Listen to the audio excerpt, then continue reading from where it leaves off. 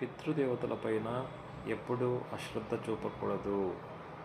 మన సంసారము, పిల్లలు సంతోషంగా ఉండాలి, వారి వృద్ధి చెందాలి అన్న పితృదేవతల అనుగ్రహము ఎల్లప్పుడూ ఉండాలి. పితృదేవతలను ఈ 2 రకములుగా సంతృప్తిపరిచి వారి అనుగ్రహాన్ని పొందవచ్చును. 1. తల్లిదండ్రులను లేదా అత్తమామలను బతికున్నప్పుడు సంతోషముగా చూసుకోవాలి. 2.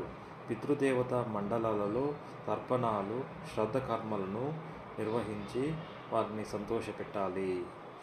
అలా పెట్టలేని పక్షంలో ఈ చిన్న స్తోత్రంను పఠించి పితృపక్షాల సమయంలో 15 రోజులను పితృపక్షాల సమయంలో పఠించిన వారు సంతృప్తి చెంది ఆశీర్వాదంను ఇవ్వగలరు.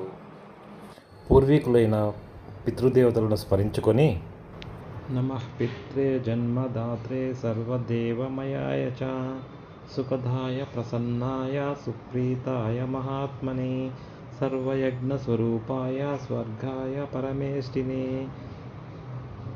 సర్వతీర్థావలోకాయ కరుణాసాగరాయ చ నమః సదా అశుతోషాయ శివరూపాయ తే నమః సదా అపరాధక్షమితే సుఖాయ సుఖదాయ చ దుర్లభం మానుషమిదం యేన లబ్ధం మయా వపుః సంభావనీయం ధర్మార్థే తస్మై పిత్రే నమో నమః తీర్థస్నాన తపో హోమ జపాదీనస్య దర్శనం మహాగురోశ్చ గురవే తస్మై పిత్రే నమో నమః యస్య ప్రణామస్తవనాత్ కోటిశః పితృతర్పణం అశ్వమేధ శతైస్తుల్యం తస్మై పిత్రే నమో నమః.